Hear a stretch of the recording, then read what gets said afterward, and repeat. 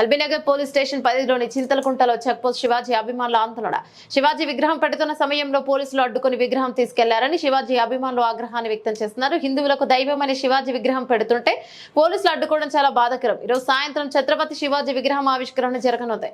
దీనిని పోలీసులు పట్టుకుని విగ్రహం గుట్టుచప్పుడు కాకుండా తీసుకెళ్లాలని బీజేవైఎం ఛత్రపతి శివాజీ అభిమానులు ఆందోళన. విజయవాడ జాతీయ రహదారిపై బైఠాయించి నిరసన వ్యక్తం చేసిన అభిమానులు